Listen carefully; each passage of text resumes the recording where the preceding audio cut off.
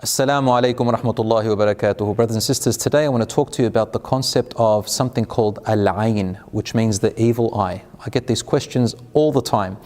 And before I talk about it, I just want you to know not to get paranoid about what I'm about to say.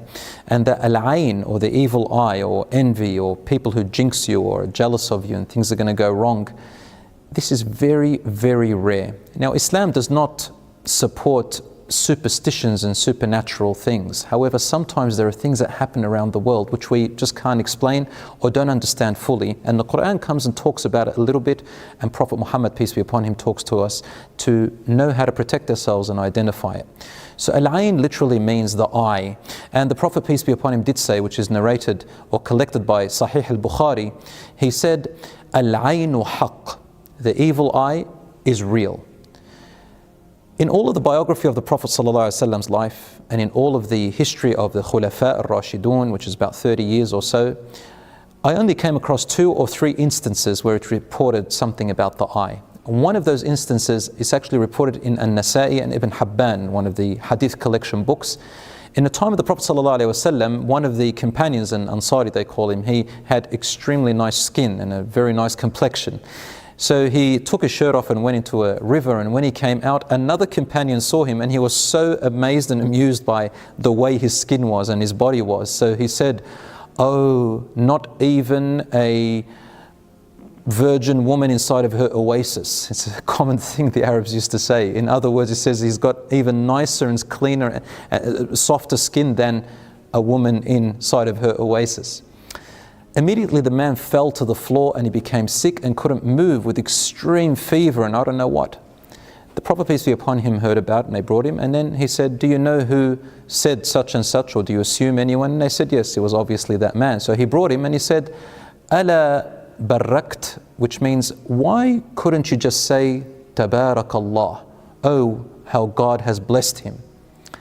And that's one of the things you say when you are amazed or amused by something that you see. So what happened after that was that he got the man to wash himself with some water, and he put this water in certain ways onto the sick person. He was cured by the will of Allah, and obviously he's the messenger of God who did that. Now, brothers and sisters, Allah tells us in the Qur'an to seek refuge in Him from every envious person. وَمِن شَرِّ حَاسِدٍ إِذَا حَسَدَ, from every envious person when they envy. And one lesson we learn from that is Islam teaches us not to parade our belongings and our beauties and whatever we have and show them off to the world, which is a very common thing now done on social media. People, they parade everything about themselves in the meaning of getting attention or followers or likes. Maybe some people are quite sincere, they want to share their stuff with their family and friends, but you've got to be careful. There is something called the evil eye and envy. Even if people don't jinx you in a certain supernatural way, people do have something against other people and they get very jealous that they have it in for them, and they gossip about them or they try to destroy what they have. So envy is when you're amused by something and you wish that you could have it. What is the way out? Well, for you, when you go out of your house or you go home or anywhere, or whenever you feel that people around you may jinx you or be envious, if you like, just recite ayat قُلْ أَعُوذُ بِرَبِّ الْفَلَقِ, and say to yourself what the Prophet Muhammad, peace be upon him, used to say to his grandsons Al-Hassan and Al-Hussein. He used to say to them, أُعِيذُكُمَا بِكَلِمَاتِ اللَّهِ التَّامَّةِ مِنْ كُلِّ شَيْطَانٍ وَهَامَ وَمِنْ كُلِّ عَيْنٍ لَامَّةٍ. I seek refuge in Allah and in His protection upon you from every shaitan, from every evil, and from every foreign object or bad object that comes by, and I seek refuge in Allah from every evil eye against you. So this is what you say. And if you're amused by what you see, say Tabarak Allah, oh, the way God has blessed it. And if you are amused by something you have, sometimes people look at themselves in the mirror and they get amused by themselves and give themselves the evil eye. I've heard this before. Say Masha Allahu can.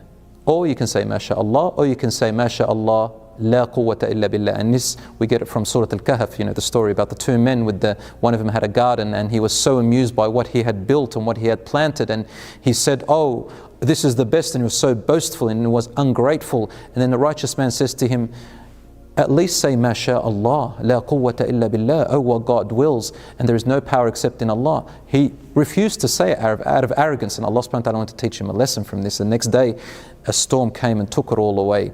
So brothers and sisters, we learn these lessons to show us that in Islam, it's not good character to show off our stuff and to parade it. There are other people who are not fortunate like us.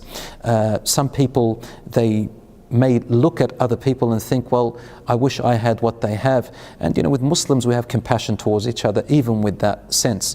At the same time, you don't want people to envy you. So brothers and sisters, be humble. And as the Prophet ﷺ said, "Man tawada'a lillahi rafa'ah." Whoever humbles themselves for the sake of Allah, Allah will lift them. And wealth at the end of the day is about your happiness, your righteousness. You love your iman and yourself, and you want to improve yourself, and you appreciate whether you have a lot or a little. Finally, I saw a little kid today who said, "Look how rich I am." He's got 2 5 Australian dollar notes. And I said, you know what? A wealthy person is not the person who's got a lot. A wealthy person is the one who knows how to manage what he has, even if it's a little bit.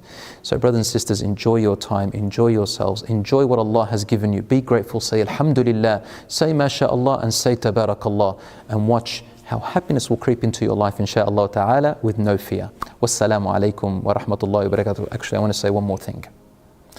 Some people, they resort to all sorts of superstitious stuff, thinking that they're going to protect them. Like there's this little tiny bead that they buy, it's blue, or they buy this gold necklace with a little blue eye in there, or they get a horseshoe, or they get all sorts of talismans and charms and amulets. Brothers and sisters, all of these are what we call shirk. Shirk means making partners with Allah. They have no power. Stones have no power. There is nothing to them, and we should avoid them altogether. Oh, some people may ask, but what if I wear those amulets and that blue eye just for good looks? Well, yeah. If it's for good looks, it's not making partners with Allah subhanahu wa ta'ala, because you're not believing that that stone has any powers that God has. You just want to wear it because it looks nice. But still, prefer not to wear it, because we're kind of promoting that belief, because so many people still believe in it, and it causes anxiety, mental illnesses, paranoia, trauma, fear. A Muslim doesn't need all these mental problems. Assalamu alaikum.